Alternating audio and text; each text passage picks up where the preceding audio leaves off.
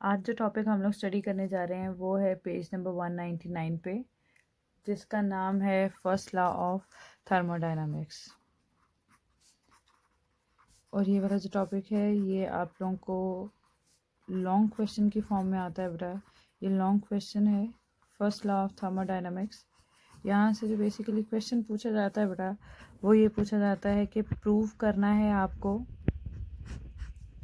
Delta E जो है वो बराबर है क्यू वी के। डेल्टा ई किसके बराबर है? क्यू वी के। ये क्वेश्चन आपको पूछा जाता है। अगर इस तरह से क्वेश्चन आपको पूछा जाए तो आपने आंसर में यही वाला टॉपिक लिखना है, यही अटैम्प्ट करना है। पेज नंबर 199 से शुरू हो रहा है।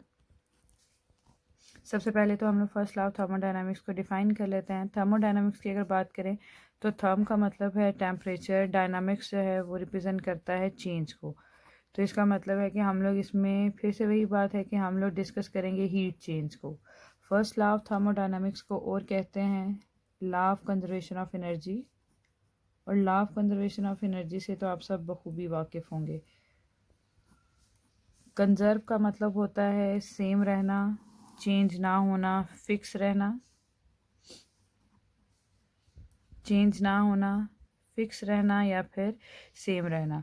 तो law of conservation of energy उसके नाम से पता चल रहा है, यानी ऐसा लॉ जो कि ये कहता है कि जो एनर्जी है किसी भी सिस्टम की, ना तो वो डिस्ट्रॉय होती है और ना ही उसको हम लोग क्रिएट कर सकते हैं। सिर्फ वो जो एनर्जी है वो ट्रांसफ़र होती है या फिर वो कन्वर्ट होती है एक फॉर्म से किसी भी दूसरी फॉर्म में। ये जो लॉ है ये क्या कहलाता है? Law of conservation of energy या फिर फर्स्ट लॉ ऑफ थर्मोडायनामिक्स। मैं इसको रिपीट कर देती हूँ बेटा कि इसकी डेफिनेशन क्या है। सबसे पहले हम लोगों ने इसकी डेफिनेशन पढ़ी है कि फर्स्ट लॉ ऑफ थर्मोडायनामिक्स ही कहलाता है law of conservation of energy. और law of conservation of energy क्या है? जिसके अकॉर्डिंगली ये बात की जाती है कि जो एनर्जी है ना तो वो क्रिएट की जा सकती है, ना ही वो डिस्ट्रॉय की जा सकती है। सिर्फ वो एक फॉर्म से किस में कन्वर्ट हो सकती है? किसी भी दूसरी फॉर्म में। तो यही जो लॉ है वो कहलाता है law of conservation of energy या फिर law of thermodynamics, first law of thermodynamics. सबसे पहले हम लोग उसमें कंसिडर करेंगे, एक एक्सपेरिमेंट लेंगे। एक्सपेरिमेंट की अगर बात की जाए तो उसमें हम लोगों ने ये सपोज करना है बेटा कि हमारे पास एक कंटेनर है और वो जो कंटेनर है उसमें मौजूद है एक मूवेबल पिस्टन। उसमें क्या लगा हुआ है? एक मूवेबल पिस्टन। पिस्टन कंसिडर कर लो बेटा कि एक कंटेनर है जिसमें एक डिस्क फिट की गई है और वो जो डिस्क है वो अपवर्ड भी मूव कर सकती है और वो डाउनवर्ड भी मूव कर सकती है, यानी वो मूव कर सकती है उसमें। और वो जो कंटेनर है उसमें ली गई है कोई भी गैस। अब कंसिडर कर लो बेटा कि वो जो गैस है उसका जो वॉल्यूम है वो है वी। उसको हम लोग कैसे रिप्रेजेंट कर देते हैं? वी से। और वो जो पिस्टन है वो उस वॉल्यूम को, उस गैस को उसमें रखे हुए है, प्रेशर एग्जर्ट किए हुए है उस पर। तो सपोज़ कर लेते हैं बेटा कि जब एक्सपेरिमेंट अभी शुरू हुआ तो जो वॉल्यूम है हम लोग उसको रिप्रेजेंट कर देते हैं किससे? V1 से। और वो जो मिक्सचर रखा हुआ है, वो जो गैस रखी हुई है कंटेनर में, अब हम लोगों ने उसको करना शुरू किया है हीट। अगर हीट करेंगे इसका मतलब है सिस्टम का टेम्परेचर भी क्या होगा? इंक्रीज़। अगर सिस्टम का टेम्परेचर इंक्रीज़ हो रहा है बेटा, ये आप लोगों ने चैप्टर नंबर 3 में पढ़ा है एक चार्ल्स लॉ। चार्ल्स लॉ के अकॉर्डिंगली अगर हम लोग बात करते हैं तो चार्ल्स लॉ क्या कहता है भाई? चार्ल्स लॉ ये कहता है कि जो वॉल्यूम है वो डायरेक्टली प्रोपोर्शनल है किसके? टेम्परेचर के। वॉल्यूम किसके डायरेक्टली प्रोपोर्शनल है? टेम्परेचर के। उसका मतलब है कि अगर टेम्परेचर इंक्रीज़ होगा तो वॉल्यूम भी क्या कर जाएगा? इंक्रीज़। इसका मतलब है यहाँ पर हम लोग कह सकते हैं कि हीट किया तो सिस्टम का टेम्परेचर भी क्या किया? इंक्रीज़। तो सिस्टम का वॉल्यूम भी क्या करेगा? इंक्रीज़।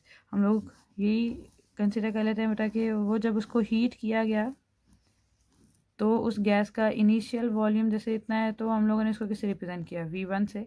हम लोगों ने कहा कि जैसे जैसे इसको हीट करेंगे, टेम्परेचर को इंक्रीज़ करेंगे, वॉल्यूम भी क्या करेगा? इंक्रीज़। तो जैसे पहले V1 था तो बाद में वॉल्यूम थोड़ा सा इंक्रीज़ कर गया, यानी पिस्टन जो है वो मूव किया अपवर्ड। पिस्टन कैसे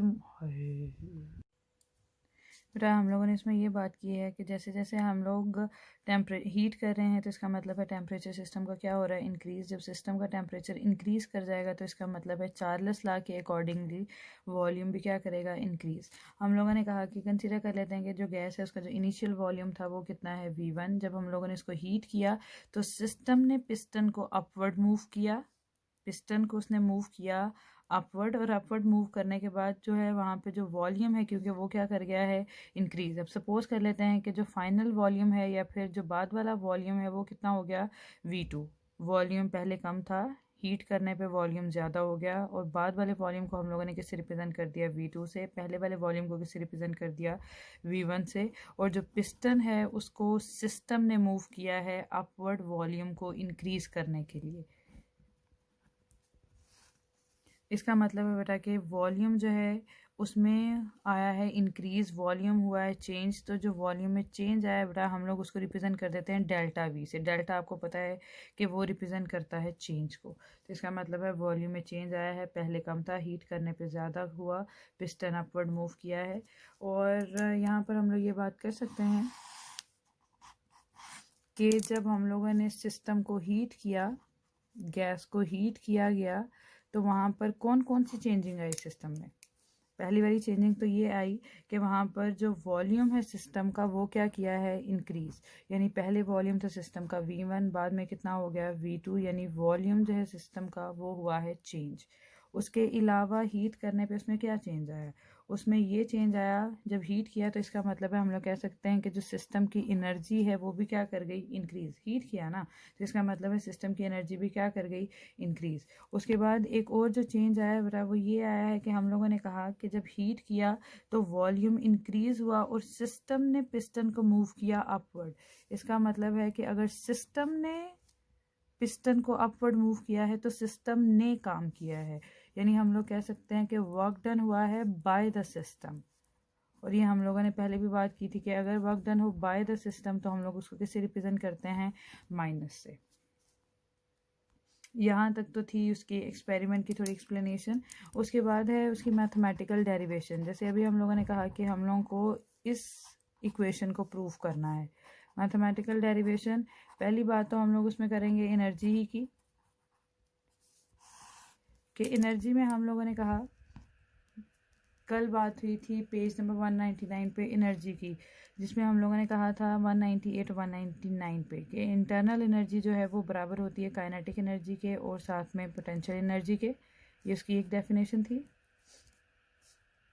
उसको हम लोग नाम दे देते हैं इक्वेशन नंबर 1 का। उसके अलावा हम लोगों ने कहा था कि जो इंटरनल एनर्जी है वो जो है बराबर होती है, क्योंकि वो स्टेट फंक्शन है, तो स्टेट फंक्शन को हम लोग रिप्रेजेंट करते हैं final state minus initial state, यानी E2 माइनस E1 के बराबर भी की जा सकती है। उसके अलावा हम लोगों ने ये भी बात की थी बेटा कि जो इंटरनल एनर्जी है या फिर जो एनर्जी है किसी भी सिस्टम की, वो ट्रैवल कर सकती है, वो ट्रांसफ़र हो सकती है दो तरीके से। या तो वो हो सकती है हीट की फॉर्म में, और वो ट्रांसफ़र हो सकती है वर्क की फॉर्म में। हीट को रिप्रेजेंट करते हैं Q से, वर्क को किससे रिप्रेजेंट करते हैं, W से। इसको हम लोग नाम दे देते हैं इक्वेशन नंबर 3 का।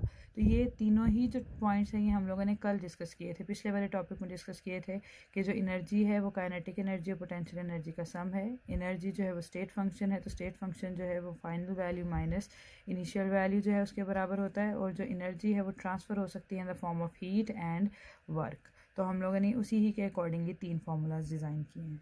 अब यहाँ पर अगर हम लोग इस इक्वेशन को बेटा हम लोग लिखते हैं इस एक्सपेरिमेंट के अकॉर्डिंगली, अगर इस एक्सपेरिमेंट के अकॉर्डिंगली लिखें तो अभी हम लोगों ने बात की कि वर्क डन हुआ है by the system.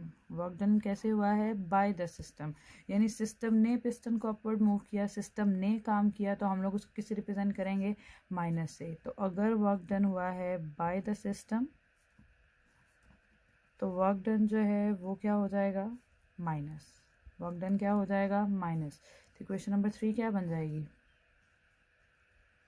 Equation number 3 बन जाएगी बेटा delta E is equal to Q minus W के। ठीक है, इसको हम लोग बराबर कर देते हैं इक्वेशन नंबर 4 के। और कल भी हम लोगों ने ये बात की थी कि जो वर्क है वो प्रेशर और वॉल्यूम की फॉर्म में हो सकता है। जैसे यहाँ पर भी हम लोगों ने कहा कि वहाँ वो जो है वॉल्यूम वो चेंज हो रहा है, जैसे जैसे हम लोग हीट कर रहे हैं प्रेशर और अगर वॉल्यूम की फॉर्म में लिखा जाए उसे, तो हम लोग उसकी जगह पे W का फॉर्मूला क्या हो सकता है, P डेल्टा V। जैसे वर्क का फॉर्मूला होता है फोर्स मल्टीप्लाइड बाय डिस्टेंस, तो फोर्स को हम लोग किससे रिप्रेजेंट कर देते हैं, यहाँ पर किससे रिप्लेस कर देते हैं, प्रेशर से। डिस्टेंस को किससे रिप्लेस कर देते हैं, वॉल्यूम से। तो हम लोग कह देते हैं बेटा कि वर्क, यहाँ पे इक्वेशन नंबर 4 में से वर्क की वैल्यू पुट करें अगर, तो इक्वेशन नंबर 4 क्या बन जाएगी, इक्वेशन नंबर 4 बिकम्स, हम लोगों ने कहा कि जो डेल्टा ई है वो बराबर है किसके, Q प्लस W के, और W जो है वो बराबर है P डेल्टा V के। और हम लोगों ने कहा था वर्क डन हुआ है बाय द सिस्टम, तो वो वैल्यू क्या हो जाएगी, माइनस। तो delta E Q minus P delta V। और यहाँ पर अगर हम लोग इसको नाम दे देते हैं, जैसे हम लोगों ने पिछली इक्वेशन को क्या नाम दिया था, इक्वेशन नंबर 4 का, इसको हम लोग नाम दे देते हैं इक्वेशन नंबर 5 का। अगर हम लोग जो वॉल्यूम है बेटा उसको कर दें कांस्टेंट, अगर हम लोग वॉल्यूम को क्या कर दें, कांस्टेंट, अगर वॉल्यूम कांस्टेंट हो जाएगा इसका मतलब है वॉल्यूम कांस्टेंट का यही मतलब है ना कि फिक्स हो जाएगा, सेम रहेगा, वॉल्यूम में कोई भी जो चेंज है वो नहीं आएगा। तो वॉल्यूम का में आने वाला कोई भी जो है चेंज, तो बेटा यहाँ पर हम लोगों ने इक्वेशन नंबर 5 इसको 5 का नाम दे दिया है। अब हम लोग उस पर ये कंडीशन अप्लाई करने लगे हैं कि जो इक्वेशन नंबर 5 है उसमें हम लोग कंसिडर कर लेते हैं बेटा कि वो जो वॉल्यूम है उसको हम लोगों ने क्या रख दिया है, कांस्टेंट। वॉल्यूम को अगर कांस्टेंट कर दिया जाए तो इसका मतलब है कि वॉल्यूम में कोई भी चेंज नहीं आएगा, क्योंकि कांस्टेंट का यही मतलब है कि उसको क्या रहना है, सेम, या फिर उसकी वैल्यू को क्या रहना है, फिक्स। यानी वॉल्यूम जो है वो चेंज नहीं हो रही, तो चेंज इन वॉल्यूम हम लोग कह देते हैं कि वो किसके बराबर हो जाएगा, ज़ीरो के। जब वॉल्यूम में कोई भी चेंज नहीं आएगा तो वो किसके बराबर है, ज़ीरो के। तो यहाँ पे इक्वेशन नंबर 5 में डेल्टा वी की जगह पे हम लोग किसको पुट कर देते हैं, ज़ीरो को। तो इक्वेशन नंबर 5 क्या बन जाएगी, पी को ज़ीरो से मल्टीप्लाई करेंगे तो ज़ीरो हो जाएगा, बाकी इक्वेशन क्या बचेगी, delta E is equal to Q. यही उसकी फाइनल फॉर्म है बेटा। और हम लोगों ने यहाँ पे कंडीशन क्या अप्लाई की है कि हम लोगों ने वॉल्यूम को क्या किया है, कांस्टेंट। तो सिर्फ वो कांस्टेंट वॉल्यूम को रिप्रेजेंट करने के लिए, उस कंडीशन को रिप्रेजेंट करने के लिए हम लोग इस इक्वेशन में Q के साथ में क्या लिख देते हैं, V, जो कि ये रिप्रेजेंट कर रहा है कि चेंज इन एनर्जी जो है वो बराबर होगा हीट के। Q किसको रिप्रेजेंट करता है, हीट को, और delta E change in internal energy को। तो जो चेंज इन इंटरनल एनर्जी है वो किसके बराबर है, हीट के, एट कांस्टेंट वॉल्यूम। बस।